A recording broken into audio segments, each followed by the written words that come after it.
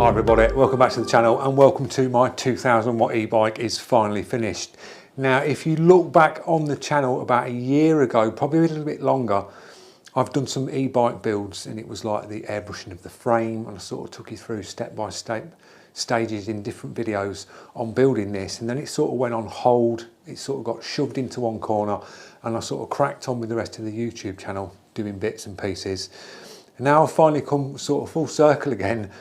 We're doing another collab with dudestuff. I'll leave a link in the description so you can nip over to Steve's and see all the builds and things that he does, all sort of the e-bike stuff. So I'm doing a collab with Steve on his Volkswagen T4, and they're the recent videos you've seen on the channel with the airbrushing on the vinyl, all the artwork and things like that. So I sort of gave him my e-bike and went, I'd really like to get this finished and built. So I left that with Steve and he's got it going. He's put the battery on, we've got the controller in, a different wheel set up on this. So it's all up and running, and I wanted to give you a little pan round, show you what it's like. So there's the finished bike, guys. All looking nice. I'll give you some close-up shots in a minute. So I'll talk you through what we did, because I started off with basically the frame and the swing arm just here. They were the two bits that I got and started off. So you've got this piece here, that part where the seat is, and that swing arm. I made a custom mudguard to go on and airbrushed all this up. The whole bike is steel, like brushed steel with textures on and like sort of weathered rust look on it. We've got a panel to the side, I'll turn that on in a minute. But as you can see here, I've got like these cables on the artwork going in and out the frame. So that cable starts there, then goes into this mirrored panel. You can see the cable there coming down, then goes through my artwork, cable comes across there, you run down and that cable comes in and out the frame there. When you go round to this side of the bike, you've got the cable coming out the frame, going back in the frame, coming up into this piece of biomech artwork. Cable comes out the frame again, goes in the frame, and then comes out the frame with my logo to the top. On the top we've got biomech again here, and then we've got just here, I'll turn all the light sources and that one in a minute. We've got the biomech down here, you've got the Yamaha logo coming across here.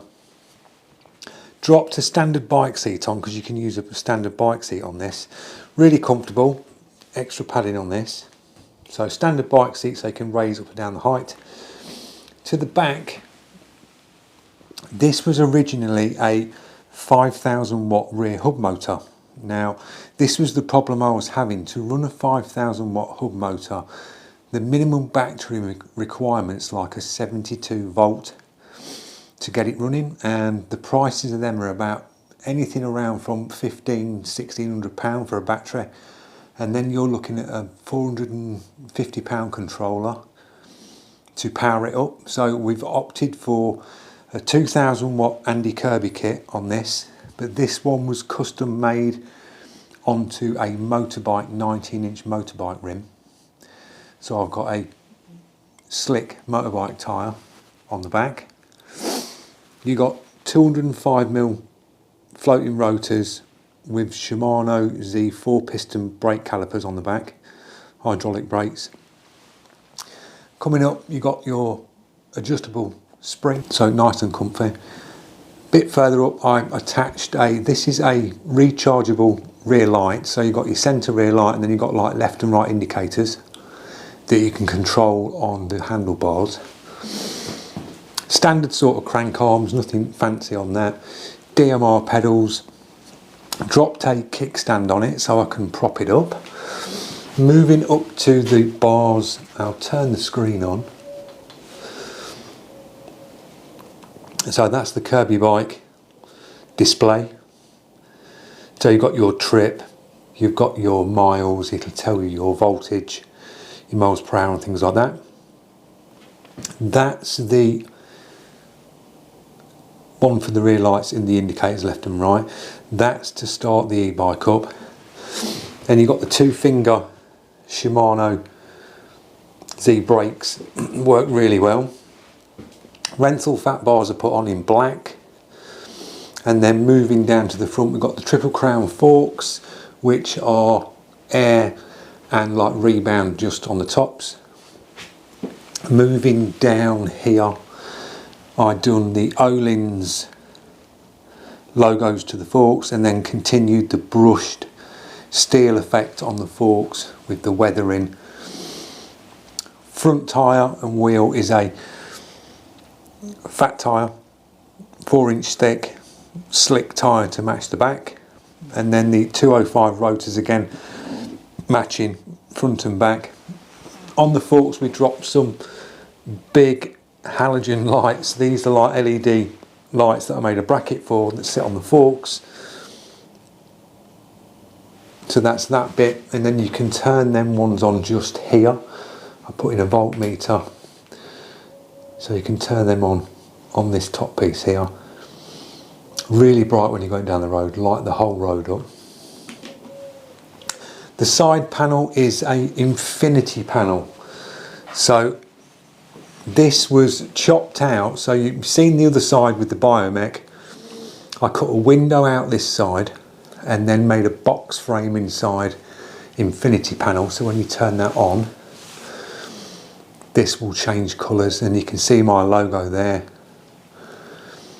You can set this to whatever colour you want, or you can have it running on fade, what it's running on now. So this just looks crazy going down the road, especially when you see it to the side, because it just looks like them lights go continuously in on the panel. You've seen in the clip at the beginning, we've got a halo pattern that sits underneath the floor, just under here. There's a company on YouTube that do these lights where you can have your custom logo put in. So that's what I did. So when you ride at night time, it halos the floor up with DreadFX custom paint YouTube on the floor.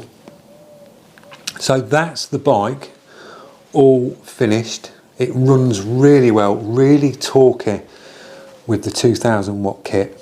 It really is. I'm glad I went this way about it with the 2000 watt kit, because it's just a little bit more user friendly and it is more than powerful enough. It just puts a grin on your face when you go out on it and just hit the throttle. It really is comfortable, grips the road well, brakes work on it amazingly, nice and comfy. So that's the e-bike. I'll get the head cam on because I've got to nip to the shops, and I'll take you out for a little blast down the road. So I'm going to dub over this bit, guys, because the wind noise on the camera was just horrendous. I've just pointed to the car because it was frozen solid, and that's why I wanted to come out on the bike. But the car windows had thawed out by the time I came out on the bike. I got it in level 4 setting and just slightly pedal to start and then just hit the accelerator. And as you can see, it just top speed, it gets really well. At 15 miles an hour, it's just really quick. I think it seems at 15 miles an hour top speed, got to the end of the street really quick. And this is just a buzz over to my local shops, pick some money up from the bank. So this is sort of the way that I'd go in the car, sort of down this road here, swing a left and then down the hill. And it's just a nightmare in the car, because when you get to the shops that we'll see in a minute, you have to park either in one of the car parks that are usually full, and then if you park in one of the other ones you're going to get a ticket, or you have to park on the road, and you can guaranteed you're going to get a ticket on the road because it's all sort of double yellow lines. And they've got another car park round the back of these flats, and they're usually chocker as well. So it's sort of a hit and miss if you're going in the car. You can walk it 15-20 minutes by the time you've walked this, gone to the shops, come back at least. But then you've got that horrible hill. So I just thought, jump on the e-bike. So I would go straight on here in the car where that car's going. I follow this up, and I'm doing sort of a cut through. When I come to the end of this little bit of road here, I would sort of like be coming up this hill from the left. As you can see there, I'll be coming up here in the car.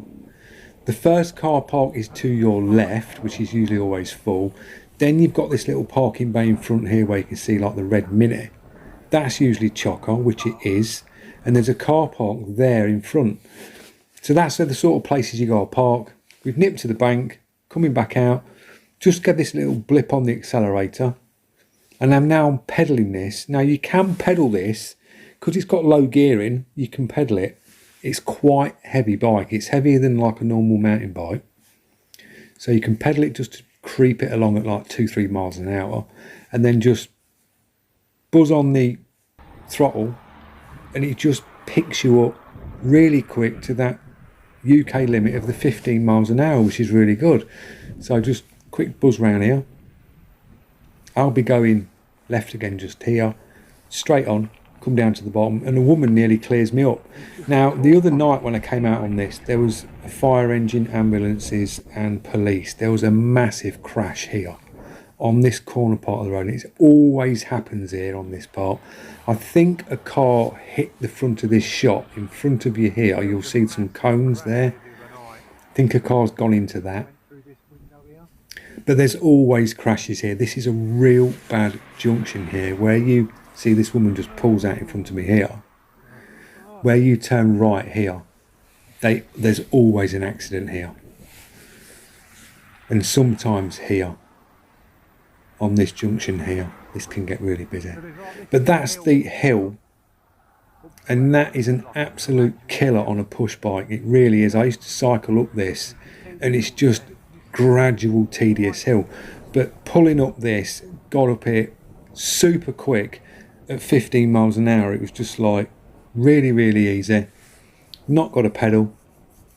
We get to the top, then we swing a right, and we're back, sort of like dead easy, simple, quick nip to the shops, grab some money, come back. So a good little blast out on the e-bike, really comfortable, brakes work really well on it. And it's just a great way of commuting round without getting the car out. So yeah, we're back in the studio. It is absolutely freezing in here today.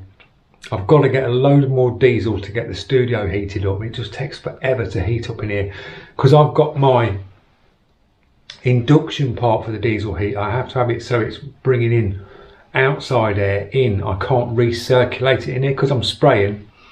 You'll be sucking paint fumes through it, and it'll just be pumping paint fumes back into the studio.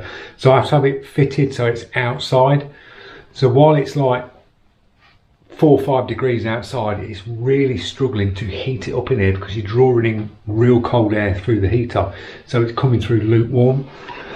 So today's video on the artwork is going to be postponed till tomorrow. It might be a little bit warmer tomorrow. Try and get it heated up in here, because you just can't sit in here painting and airbrushing with freezing cold hands. If you've experienced that as a painter, you'll know it's an absolute nightmare trying to hold a brush. So a blast on the e-bike was really cool today. Loving it at the minute. So big shout out to Steve for fitting it up for us. I'm enjoying the collab. If you are interested in a bike and you're on the lookout for one, head over to Steve's channel, because there's always stuff coming up on Steve's channel, new builds, stuff that he's doing, projects he's doing on new bikes with kits on, and you do see them pop up on his channel from now and again up for sale, and you can get yourself a really good e-bike build off Steve. So I'll leave a link in the description to that. Don't forget, if you are new to this channel and you're liking the content, this was just like a mixed one-off, a little e-bike thing for you. It's usually always painting, but if you do like the content, click that subscribe, press the notification, drop your comments, tell me your thoughts. If you've got an e-bike, drop your comments. We'll get a little chat going on in the comments, and I'll see you in the next one, which will be artwork on the vinyl. Don't forget, the post is up. More people answering on that post. It's on the community post, and it will tell you the video that we're doing. And I've done a list of airbrushes, so you get to pick what airbrush we're going to use for the day to paint the piece of artwork with, and it sort of gets you to see the airbrush, probably one that you've not seen before. The Mobius is in there, there's a Segola in there, Iwata, a Harder and Steambeck's in there as well, all on 0.2s for detail, so you can pick the one that gets the most sort of like comments on the post. We'll use that brush, and then you get to see it perform on a piece of artwork, and I'll give you sort of a mini review as we get the artwork down, and I'll tell you how the brush is performing, what it's like on atomization, trigger response and things like that. So thanks a lot guys, see you in the next one.